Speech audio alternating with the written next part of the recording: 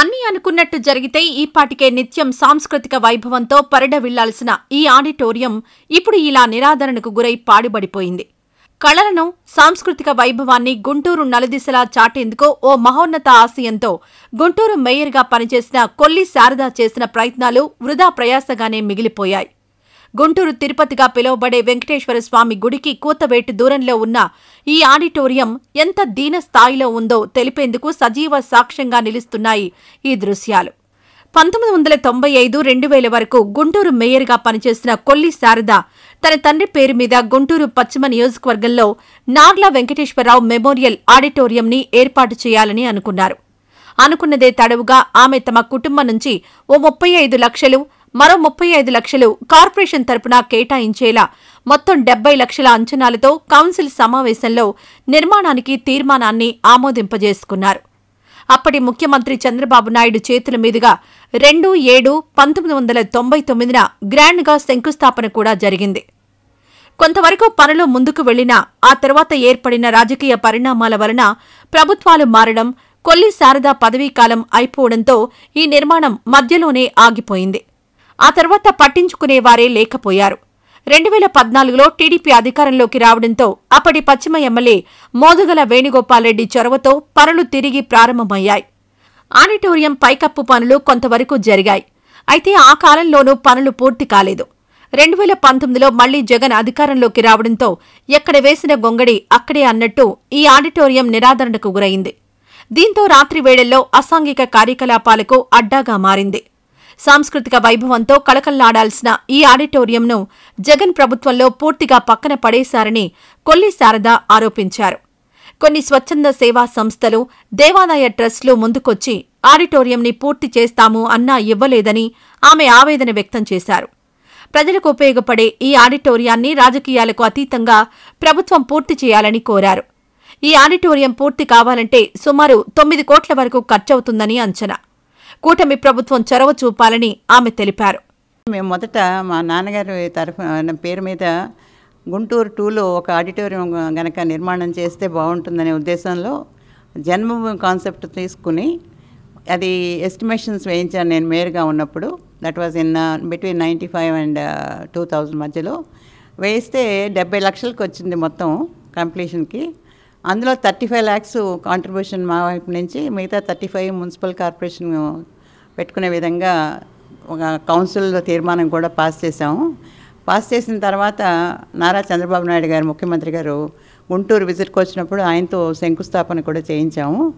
చేయించిన తర్వాత కొంతవరకు ప్లాన్లు అవన్నీ మొదలైనవి, కానీ అంతలోకి ఎలక్షన్స్ రావటం, తర్వాత మా గవర్నమెంటు మారటం వల్ల మళ్ళీ అది వెనక్కిపోయింది.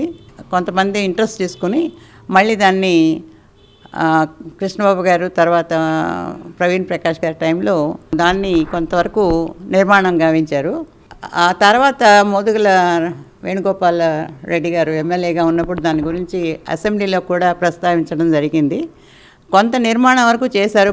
తర్వాత దాన్ని పర్సూ చేద్దామని చూస్తే చాలా హృదయ విదారకమైన విషయం ఏమంటే, ఒక మంచి ఉద్దేశంతో, సదుద్దేశంతో మా ఫ్యామిలీ అంతా కూడా అంత డబ్బులు ఇచ్చినప్పుడు దాన్ని పూర్తి చేయకుండా వదిలేయటం, రాజకీయ కారణాలు కానివ్వండి, ఇంకా వేరే ఇతర కారణాల వల్ల కానీ. సో ఇప్పుడైనా ప్రస్తుతం ఉన్న ఎంపీ గారు, ఎమ్మెల్యే గారు దాని మీద దృష్టి పెట్టి దాన్ని పూర్తి చేసి ప్రజలకు ఉపయోగపడేటట్టుగా చేయాలని నేను అర్థిస్తున్నాను. రాష్ట్ర అభివృద్ధి కోసం అందరం కలిసి ముందుకు సాగుతున్నామని, నార్ల ఆడిటోరియం లాంటి పెండింగ్లో ఉన్న కార్యక్రమాలను పూర్తి చేయడానికి ప్రభుత్వం కృషి చేస్తోందని ఎమ్మెల్యే గల్లా మాధవి తెలిపారు.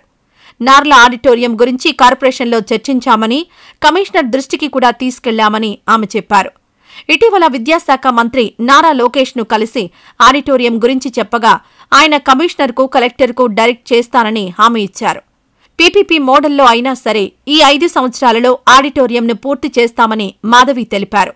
ఈ ఆడిటోరియంను పూర్తి చేసి ప్రజలకు అందుబాటులోకి తీసుకురావాలని ఎంపీ పెమ్మసాని చంద్రశేఖర్ కృషి చేస్తున్నారు అని, దీనికోసం తాము దృఢ సంకల్పంతో ఉన్నామని ఆమె తెలిపారు.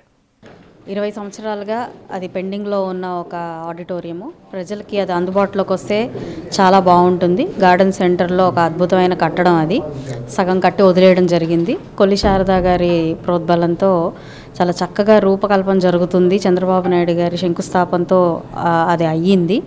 జరుగుతుంది అనుకున్న క్రమంలో అది అనివార్య కారణాల వల్ల ఆగిపోవడం జరిగింది. అయితే ఎన్ని ప్రయత్నాలు చేసినప్పటికీ గడిచిన 5 ఏళ్ల నుంచి కూడా ఇంకా కూడా అది తీవ్ర స్థాయిలో వెనకబడిపోయింది. ఎంతోమంది దానికి ప్రయత్నించినా కూడా గత ప్రభుత్వం దాన్ని పట్టించుకొని పరిస్థితిలోకి తీసుకొచ్చింది.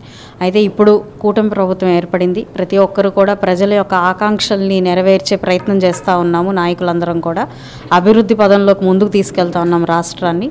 ఈ క్రమంలో ఖచ్చితంగా ఇలా పెండింగ్ పడిపోయిన అనేక కట్టడాలు కానివ్వండి, లేదంటే కార్యక్రమాలు కానివ్వండి, ముందుకు తీసుకెళ్లే దిశగా ప్రభుత్వం పనిచేస్తోంది. ఈ క్రమంలోనే నార్ల ఆడిటోరియం గురించి ఇటు కార్పొరేషన్లో కూడా చర్చించడం జరిగింది. కమిషనర్ గారి దృష్టికి తీసుకెళ్ళడం జరిగింది. 100% అది ముందుకు తీసుకెళ్తాము. అదేవిధంగా రీసెంట్గా లోకేష్ గారిని కలిసినప్పుడు కూడా ఈ నార్ల ఆడిటోరియం గురించి చెప్పడం జరిగింది. ఆయన కూడా కమిషనర్ గారికి, అదేవిధంగా కలెక్టర్ గారికి డైరెక్ట్ చేసి చెప్తామని చెప్పారు. పీపీపీ మోడ్లో అయినా సరే దాన్ని ఖచ్చితంగా చేపట్టి ఈ రానున్న 5 సంవత్సరాల్లో దాన్ని పూర్తి చేయాలని మేము చాలా దృఢ సంకల్పంతో ఉన్నాము.